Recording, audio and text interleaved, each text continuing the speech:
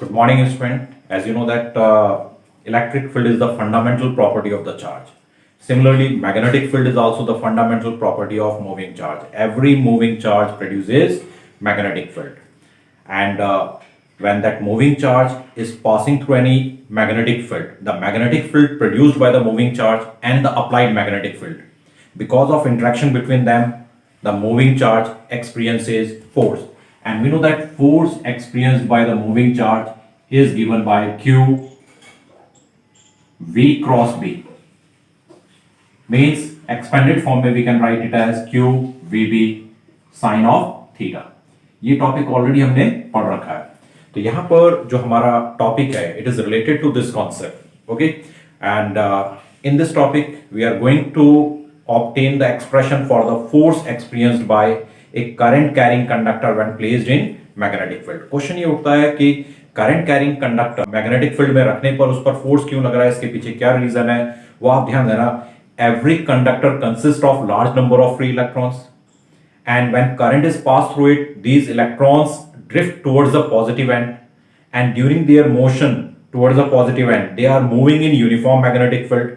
And we know that when charge is moving in uniform magnetic field, the experience is force. यानी कि each and every electron while drifting towards the positive end, they experiences force because of the magnetic field. Hence the whole conductor also experiences force. और इसी concept को use करते हुए हम हमारे next topic को डिस्कस करेंगे. Now let us consider a straight conductor of length L end of cross sectional area A. इसका जो क्रॉस सेक्शनल एरिया है वो कितना है, A.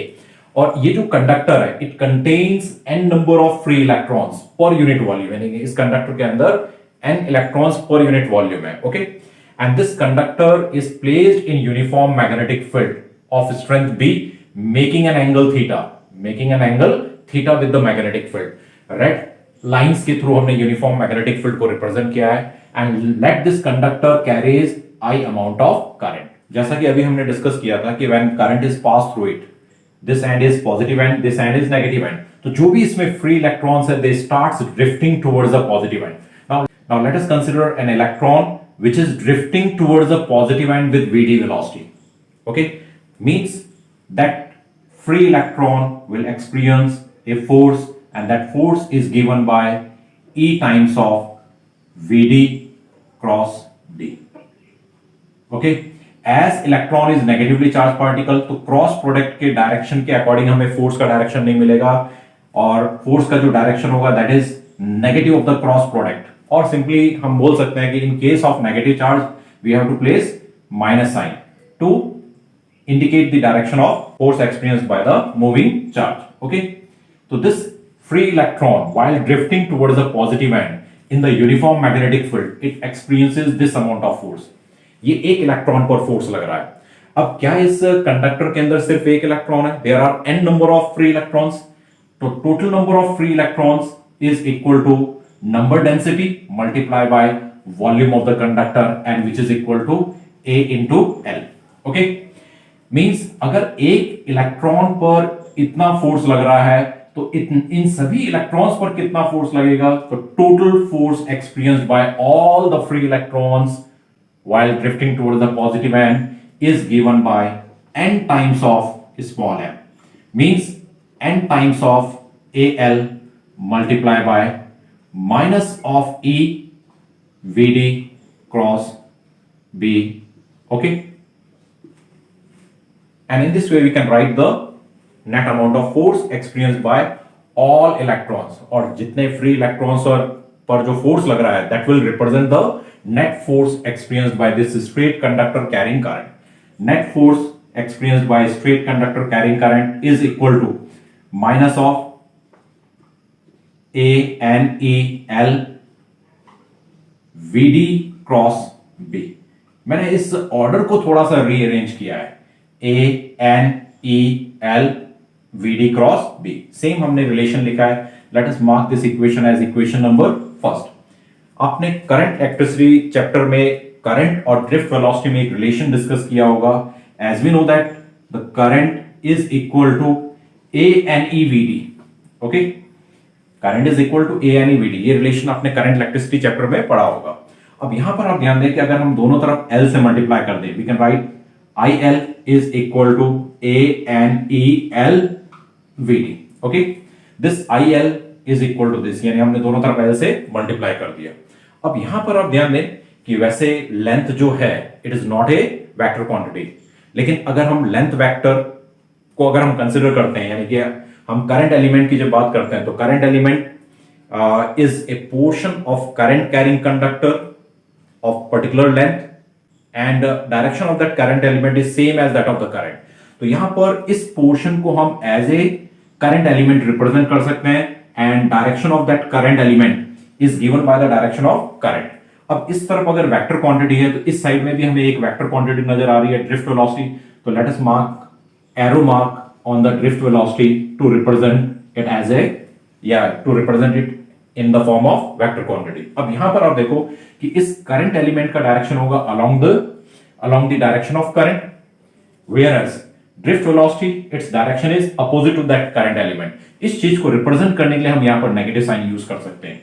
यहां पर नेगेटिव साइन हम क्यों यूज कर रहे हैं? क्योंकि इस करंट एलिमेंट का डायरेक्शन और ड्रिफ्ट वेलोसिटी का direction they are opposite to each other, और उस अपोजिट डायरेक्शन को रिप्रेजेंट करने के लिए हमने यहां पर माइनस साइन यूज किया है। ओके, अब इस रिलेशन को ध्यान से चेक करें, minus of ANEL VD, minus of ANEL VD, it means this portion can be replaced by IL, hence F can be written as IL cross B। okay, this is the required relation, this is the expression which can be used to find the force experienced by a current carrying conductor when placed in uniform magnetic field। Direction of this force is given by the cross product rule, यानी कि हम cross product rule use करते हुए force के direction को find out कर सकते हैं, या फिर हम राइट हैंड स्क्रू रूल भी यूज कर सकते हैं in order to find the direction of this force. Okay, अगर इसको हम एक्सपेंड करें, the force can be expressed as ILB sine of theta, where theta is the angle between current element and applied magnetic field.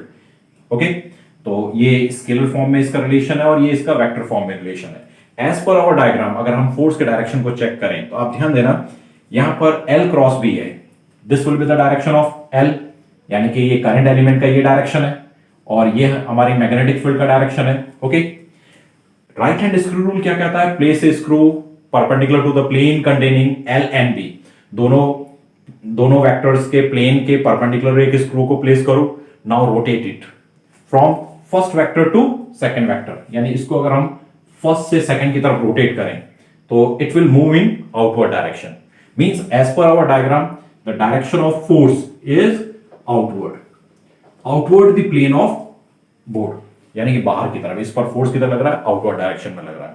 अगर यहां पर हम special cases देखें तो आप ध्यान दें कि if theta is 0 or theta is 180, in both case the value of sin theta is 0। if value of sin theta is 0 means no force will be experienced by current carrying conductor। इसका सीधा सा meaning है कि अगर किसी current carrying conductor को हम magnetic field में रखें in the direction of magnetic field और anti parallel to magnetic field, case conductor पर कोई भी फोर्स नहीं लगेगा। Second, if we consider that theta is 90, in such case sin of theta it will be equal to, means sin of 90 it will be equal to 1। okay, means the value of sin theta is maximum, hence the force experienced is also maximum, and maximum force is given by ILB। तो यहां question क्या बन सकता है कि what is the condition for maximum force experienced by current carrying conductor when placed in magnetic field? तो answer क्या है? The conductor should be placed right angle to the magnetic field, यानी कि अगर ये मैग्नेटिक फील्ड का direction है तो current carrying conductor it should be placed perpendicular to the magnetic field. Okay, in case when magnetic field and current carrying conductor they are right angle to each other, we can use Fleming left hand rule to find the direction of force. Fleming left hand rule, मान लेते हैं यही diagram है कि magnetic field का direction है and direction of current is upward. We can find the direction of force in this case by using Fleming left hand rule. According to Fleming left hand rule, index finger will represent the direction of magnetic field. This middle finger will represent the direction of current. Then thumb will points in the direction of force. तो यहाँ पर magnetic field is along this direction जो already मैंने indicate किया हुआ है. Current upward direction में, तो इसको हम ऊपर की तरफ कर लेते हैं. Thumb is pointing in inward direction. यानी इस फिगर के अकॉर्डिंग फोर्स का डायरेक्शन क्या है? Inward. Direction of force is inward.